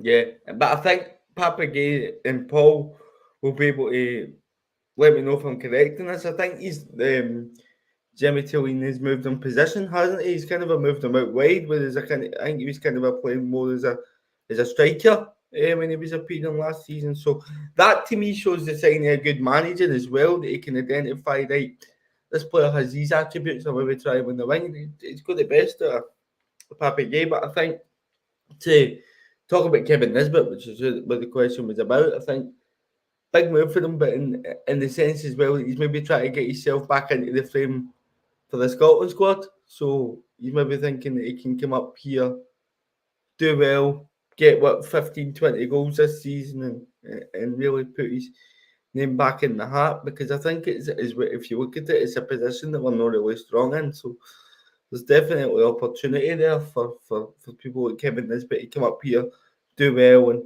and get yourself back in the frame. And I think if he does do well at Aberdeen, I think he'll stay as well. I think he'll come back. I hate saying this, but I have to be honest here. But right now, if I'm picking a striker for the Scotland squad, I'd be picking Nisbet over Shankland, if I'm going to be brutally honest. Well, yeah, because one's scoring and one isn't. And you pick players on form. So who's the informed striker right now? It's Kevin Nisbet. But does he start? No, I don't think he does. But definitely to have that as an option, I would have him in the squad for the next 2 games ahead of Lawrence Shankland. Absolutely. And you can see Shankland getting frustrated because I know he'll come to it, but he missed a couple of chances yesterday. But again, he gets the goal at the end, so will that give him a bit of confidence to kick on? These are the things that are going to be answered in the coming weeks. In the SWPL Cup, in the Lanarkshire Derby, it's Motherwell 0, Hamilton 1. Hamilton just gone ahead in that one. Paul Donaldson says, yes, Papa Gay is playing wider than he was last year. Hope he's not out for too long. Yeah, that'd be a big blow given the fact he started the season very well. But Topi Keskinen, Stephen, was a guy that signed for about £1 million, and you can see his quality. Again, a decent finish yesterday. Could the keeper do better? Maybe she get a stronger hand to it. But I think Keskinen so far has been very impressive from what I've seen. Forget the name of the team that Aberdeen played in Europe, but he played against Aberdeen, didn't he? And he looked really lively there. And they've obviously went out, identified him, got him in. And everybody loves a winger, don't they? But Wingers are always quick, but it's good to see one that seems to have that end product in Tope Keskin, and I think he scored against Queen's Park in the cup for them as well, didn't he? He's come in, he's had an impact, so no, it looks to be again a good signing for Aberdeen, and as I said earlier, when guys like Kay get injured, it's good to know for people like Paul that they've got players coming in that are going to be able to pick up the baton and run with it. Yeah, relief from Motherwell. The Hamilton goal's been disallowed, so it's still Motherwell 0, Hamilton 0. As you can see, Stephen's delighted with that. Yeah, Papagay picked up an injury in training. Not sure what was for or how long he's out for. Hopefully not too long for Aberdeen. But in terms of Dundee, again, they gave it a decent goal. Simon Murray, a good penalty. Just lacking that bit of a killer instinct. And we said this last week. I think you're taking Luke McKeown out the team. You're a different team. They don't really have that real spark that Luke McKeown gave them. And I think it's probably showing just now. Yeah, as it's always difficult, particularly for clubs of the size of Dundee. They can't just go out and find a like-for-like replacement for Luke McKeown. Did they not bring the boy on loan for Burnley? And they take Scott Fraser as well. So they've signed a couple of players, but again, these players need time to get their feet in under the table, don't they? So you can't just expect it to work right away, I think. Dundee will be okay, though. There's always that side that kind of I think they'll come good later on, but there's always that side that kind of, like we did, that kind of a finish 8th and just do okay over the course of the season. Don't know why I'm doing this with my hand, but I can kind of see Dundee being that team this season. Do you know what I mean? So, but no, Tony Docherty, he's a good manager. He's shown that because there was a lot of question marks over him. He'd been Derek McInnes's assistant, so there was a bit of uncertainty about how he was going to do. But I think Dundee fans will be really happy with the job that he's done. Simon Murray's started okay as well for them, so no, they'll be okay. But I just think that they're missing, maybe as you say, a couple of wee elements that they would want. Yeah, Paul says in the form Dundee showed yesterday, if they keep that up rest of the season, they'll comfortably finish in the top 6. I mean, they're currently sitting 8th, but they will get better. I mean, Paul actually mentioned it earlier on, to be fair to him. Meathoff made some really good saves second half. So Dundee do have players that can cause problems. Simon Murray's been fantastic. I think you're right. You know, they will definitely get better. I will be honest, I wasn't a massive fan of Scott Fraser at Hearts. I didn't think he was quite at the level that he should be. But they do still have quality in there, like Lyle Cameron, who I do rate very highly. So they will be fine. But yesterday, probably second half, would a point have been fair yesterday? I think you could say it would. And I think Docherty even said in his post-match press conference that Jimmy Tillene said to him, you were the better team. So that shows you the Aberdeen manager's analysis of the game. I think they did put pressure on in the second half, but as you say, they were just letting that cutting edge. But I do think a point would have been a fair result. Next Sunday, Aberdeen are at home to my team Hearts. I'll be honest, I'm not looking forward to that because we've not won at Pittodrie since 2016. A goal from Abiola Dauda in a game that meant nothing. I can see Aberdeen's run stretching to 13 games unbeaten because I just don't see us beating them. Yeah, I think 13's an unlucky number for Hearts in this instance because you've got to go in the way that both teams have played. I mean, where the Hearts get a result? I mean, Aberdeen have got players that can hurt you all over the pitch. Are Hearts going to have a new manager in place by that point? Probably not. I think William Fox will get that game and then it will be during the international break that Hearts make their appointment. It would make sense because it would allow the new manager to get his feet under the table and try and implement a couple of things. But no, I have to just say with the way that both teams have played, I mean, there's 16 points between the sides at the moment. And it's crazy because after 7 games, Hearts aside, everybody, apart from me, thought we're going to be comfortably in third. Will see themselves 19 points behind Aberdeen, and I don't care if Aberdeen have a dip in form. That's a points tally that should not be able to be overturned over the course of a season. There was an interesting debate yesterday on Sports, and I don't know if you heard it or if Paul Donaldson was watching this, if he heard it, where one of the pundits had basically said, Aberdeen have not played anyone yet. Now, I get where they're coming from, the fact they've not played can't really put Hearts in there, but a Rangers or Celtic or someone like that. But you've still got to win these games. And they have. Aberdeen have last season would not have won these games, but they're winning now. Winning breeds confidence, and they're winning every week. So I think it's a bit harsh that they've not played anyone, because they are winning games, and that's all that matters. I find that statement very offensive to my own side. I think we've had a good start to the season. We've only lost away to Aberdeen and away to Rangers, and both of those games are 2-1. So I think that it's quite disrespectful to Aberdeen as well, because we need to remember that this was an Aberdeen side who were not brilliant last season. And Jimmy Tillins came in and he's put his own stamp on things. He's changed the philosophy slightly. And it doesn't matter who you're playing. They've won 6 out of 6. How often do clubs do that at the start of the season out with Celtic or Rangers? So I think they deserve massive credit. And what it does allow them, they now go into a game against Hearts, a Hearts side who aren't performing well, with all manner of confidence. So if they beat Hearts, that'll be 7 out of 7. And you can then take that into 2 of the next 3. They play Celtic away, Rangers at home. With Dundee United, Siamese in between, but they've got nothing but confidence going into these games. And no, I think they deserve a huge amount of credit. Well, if Terry's still watching, let's move on to his Dundee United side, who went to Kilmarnock yesterday. A fantastic game. Kilmarnock 3, Dundee United 3. Kilmarnock with 3-1 up. Goals from David Watson, a double off the bench. How good was he yesterday? And Marley Watkins. United had actually taken lead through Louis Moult, but a goal from Craig Sibbald and a penalty in the very last minute from Ross Graham, we'll get to that very shortly, gave a 3-3 draw. We have to touch on St Mirren Kilmarnock first. We spoke about Lennon Miller earlier on. David Watson, what a play this boy is. And that opening goal, what a sensational finish that is. I can't believe they had to bring him off the bench. I'm sure he starts every week for Kilmarnock. But anyway, what an overhead kick it is, because the ball's going over his head, so he has to adjust his body position very quickly. And he just hooks it. It's an absolutely phenomenal finish.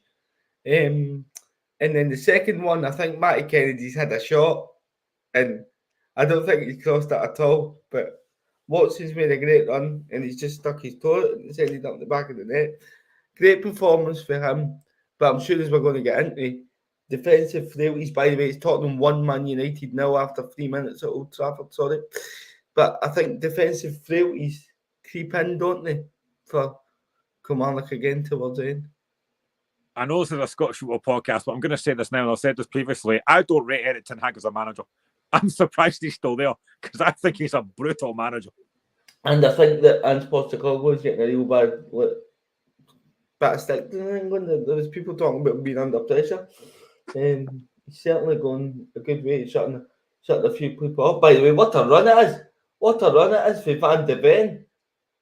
I'm sure it's Van de Ven. Can I just watch this a minute? Van de Ven has picked the ball up from his own half, Graham, and ran to the byline and cut one across the 6-yard box for the tap-in.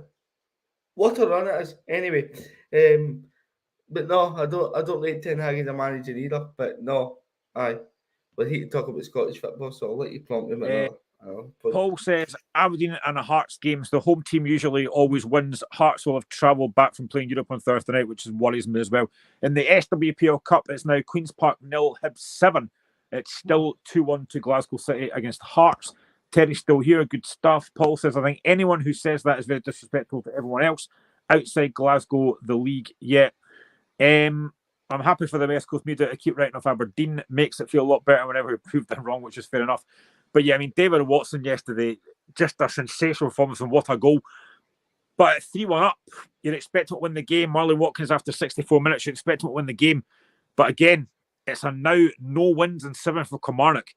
But you've got to give massive credit to United, because I think, again, they started well under Jim Goodwin. They're up to 5th just now. But again, that second half was a really, really good game of football. No, it was. And all credit to Dundee United, because it would have been easy to chuck it after going 3-1 down, particularly with them having a lead at half time and conceding 3 goals so quickly. So it shows Terry that they've got character in the squad.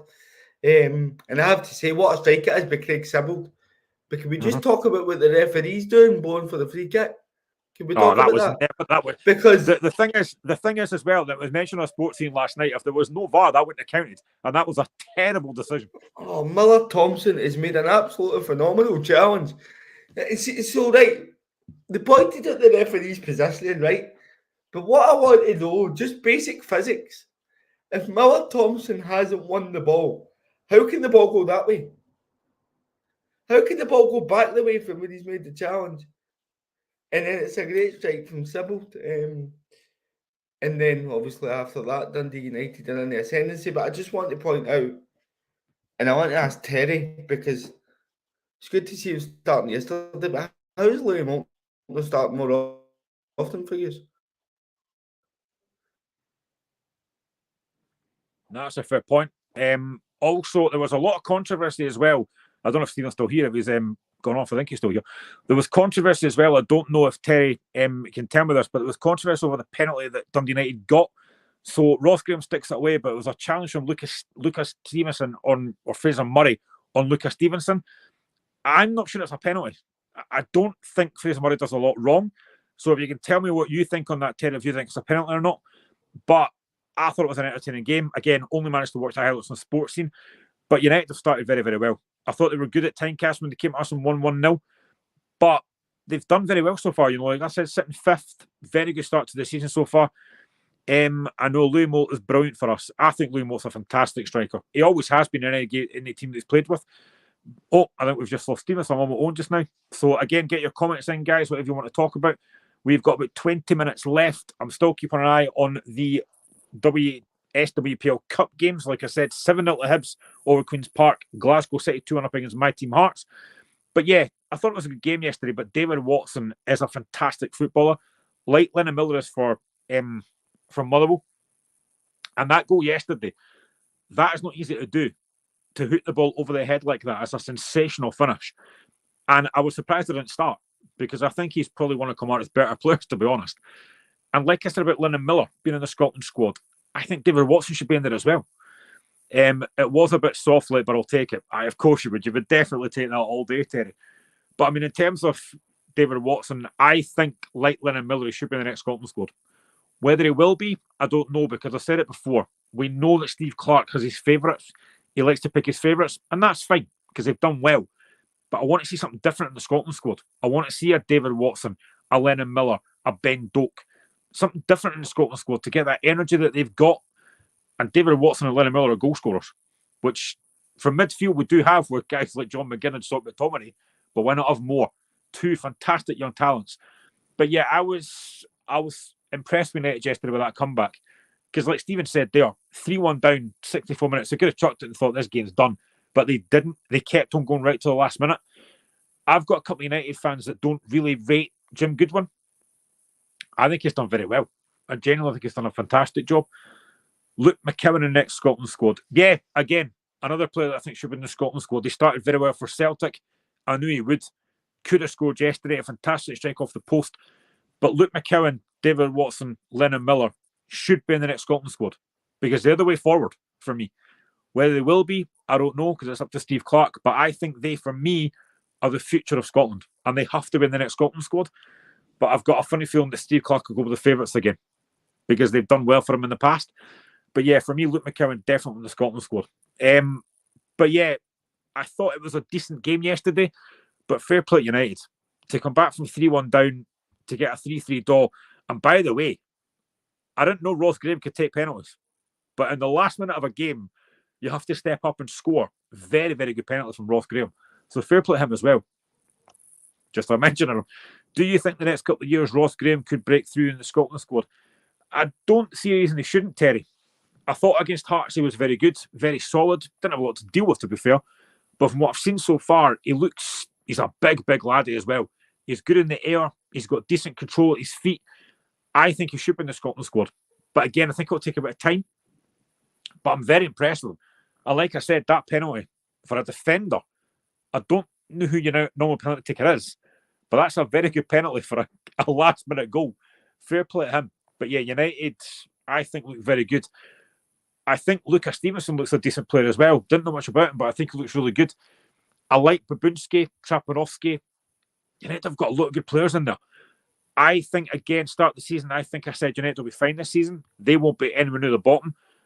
I don't know if they'll finish top 6, but I think they'll be not far off it. But very impressed with them. Kilmarnock, there's been a lot of talk about Derek McInnes getting the Hearts job. Again, not for me. I don't want another Scottish manager. Derek McInnes has got 1 win in 18 competitive games. That, for me, is not Hearts manager material. I don't want him. But yeah, I thought Kilmarnock will be disappointed not to win that game yesterday. It's now no wins in 7 competitive. I think Kilmarnock will be fine. I don't think they'll be getting relegated either. I think they will get better. I've not really seen a lot from Danny Armstrong this season, though. I don't think he's been particularly great so far, but I think he'll get better. Normal penalty taker is Louis Moult. Fair enough. But Kilmarnock, I think, will turn things around. But yesterday, they'll be disappointed not to win the game. From 3-1 up at home, it's a game they should win. But you've got to give Kids United to fight back. So fair play to them. The final game of the weekend yesterday was Hearts against Ross County at Tynecastle. So my team Hearts finally stopped a run of 8 straight defeats. It's still no wins in 10, but we did get a 1-1 draw against Ross County yesterday with Liam Fox in charge interim. Lawrence Shanklin finally gets his first goal of the season, but in the 96th minute. Ross County got a first goal through Ronan Hale, who's been fantastic so far for Ross County. And to be fair, for most of the game, Ross County were quite comfortable. I was disappointed in Hearts again yesterday. I saw nothing from us at all. Thoughts on Jack Walton? Yeah, again, I think he's looked quite decent so far, from what I've seen. Again, because I'm watching sports and it's very brief highlights, but I think he looks decent. Again, another young player that I think's got a big future ahead of him. And if he keeps doing what he has been doing, I think he'll get a big move in the future. The same with, likes of Ross Graham as well. But just in terms of the Hearts game yesterday, I mean, we created a few chances. First half, there was a couple of decent efforts. We should have scored in the first few minutes. Ross Laidlaw makes a hash of a cross. Actually, it's a shot from Kenny Vargas. He makes a hash of it.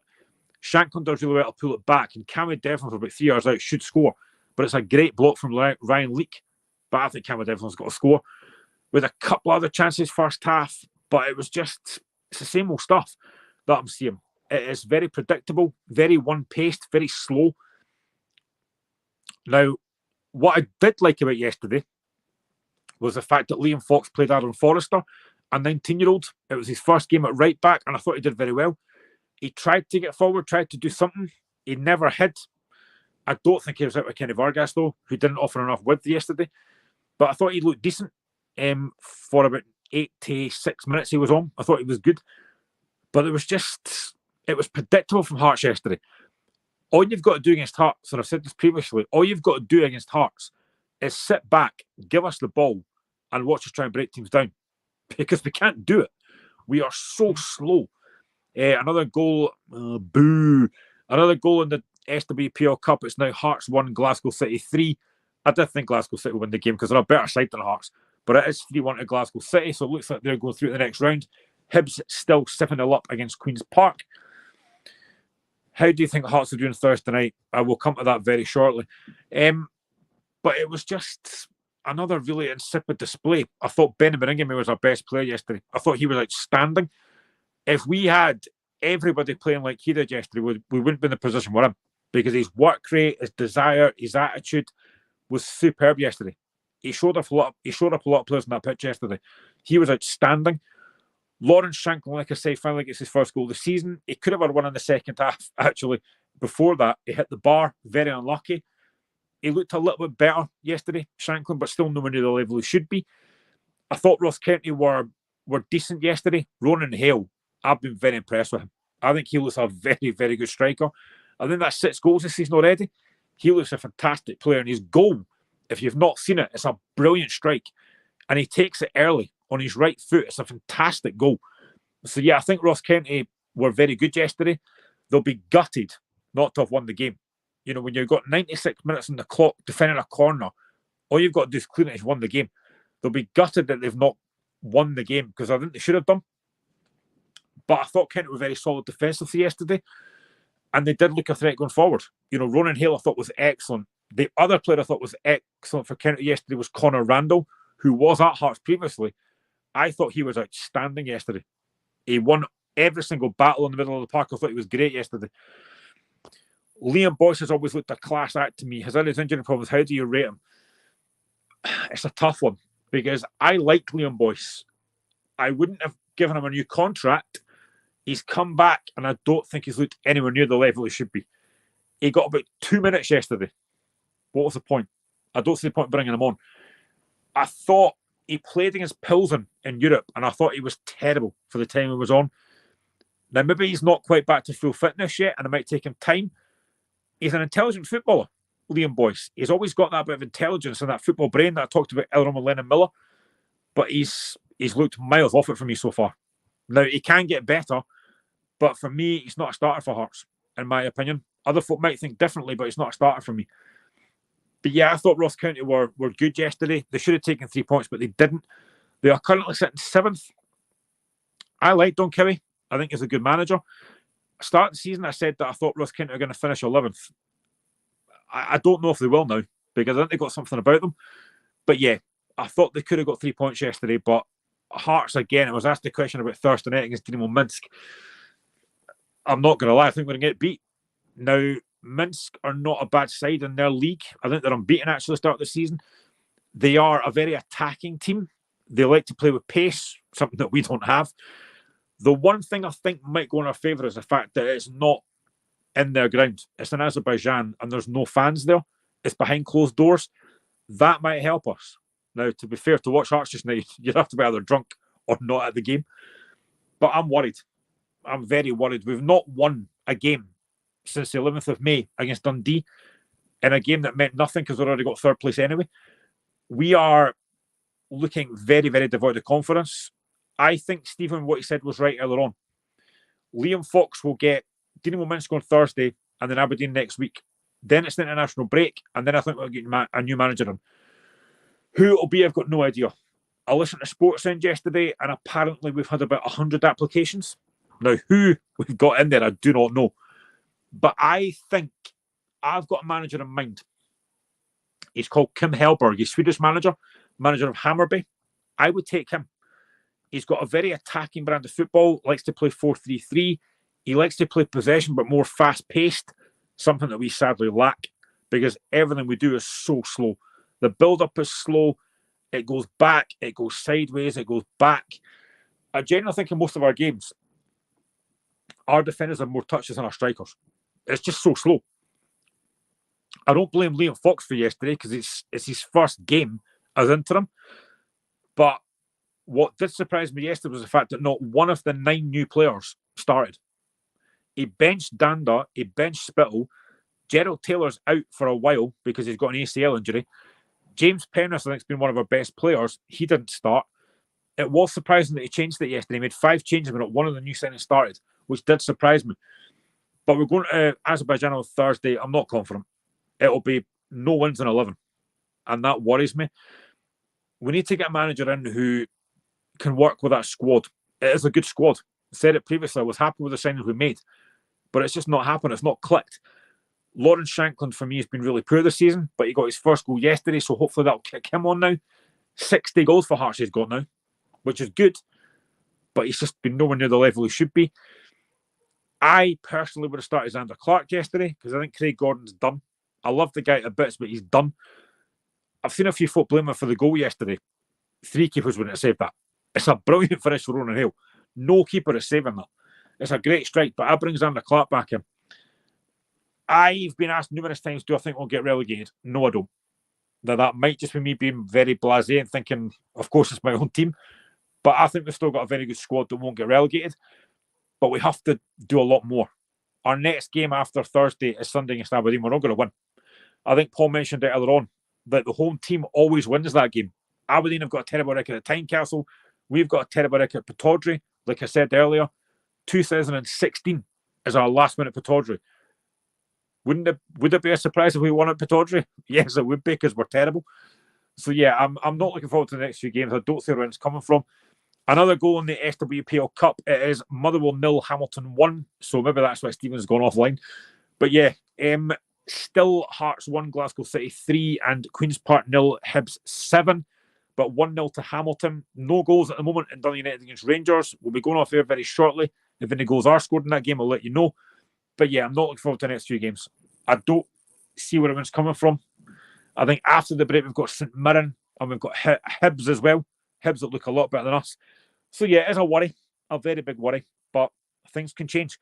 So let's look at the league table in the SPL. So Celtic top on 18, Aberdeen second also on 18, Rangers third on 13, Motherwell in fourth on 10, Dundee United sit in fifth with 9, St Mirren 6 on 8 points, then Ross County in seventh on 7 points, Dundee in 8th on 6 points, Hibs in 9th on 5 points, St Johnstone in 10th on 4 points, Kilmarnock in 11th on 3 points, and propping up the table on 2 points, it is Hearts. I can't believe we're sitting bottom of the league. Seriously, it's embarrassing with that squad. But anyway, that's how things go. Let's look at the Championship, because in the games yesterday, it was Ayr United 1, Morton 0, Dunfermline 1, Queen's Park 2, Hamilton 1, Partick Thistle 0, Livingston 2, Airdrie 1, and Wraith Rovers 1, Falkirk 0. Probably the biggest surprise there is Wraith Rovers beating Falkirk. The season that Falkirk have had. Now, I don't know if last week against Celtic's taken a lot out of them. I thought they were fantastic against Celtic. We were doing the show last week, and I genuinely thought Falkirk were brilliant, especially first half. They were playing some really good stuff. I think John McGlynn's a very good manager, but not for Hearts. I don't want him back because we've had that before. But Falkirk's run came to an end. They were on a great run. I still think they'll be up there challenging, though, because I think they've had a great season so far. That was a big win for Wraith Rovers, though, because they've not had a great start to the season. That's a big, big win. The other surprise for me yesterday was Queen's Park. Hearts have got to go back in the SWPL Cup. It's now Hearts 2, Glasgow City 3. So Hearts coming back into that game. I don't think there's long left, though. Maybe about 5 minutes. But Queen's Park beating Dunfermline. After Dunfermline beating Wraith Rovers in the Fife Derby, I thought that would be a game Dunfermline were going to go win. But what a result for Queen's Park. Fantastic result for them. Other results yesterday, like I say, Ayr United beating Morton. There was a lot of talk about Scott Brown maybe going for the St Johnstone job, but he pulled out. I actually think Scott Brown would have done well at St Johnstone. I think he's turned out a very good manager. We know what Scott Brown was like as a player. Fantastic footballer. I think he did a very good job at St Johnstone, but clearly maybe didn't fancy it. Maybe he likes the job he's got at Ayr United. I think Ayr will be up there challenging. Now, at the start of the season, my pick for the league was Partick Thistle. As I say, they lost 1-0 to Hamilton yesterday. Maybe Partick may not win the league. I'm going to say now, I'm going to change my prediction. I think I probably am. I'm going to say Falkirk to win the league. I'm going to say the top four is going to be Falkirk, Ayr, Livingston, and Hamilton. I'm going to go Falkirk to win the league. I think they've got a lot of quality there. They're a very, very good football side. You know, I watched a bit of the game last week against Celtic while doing the show last week. It's finished in the SWPL Cup. It's finished Queen's Park 0, Hibs 7.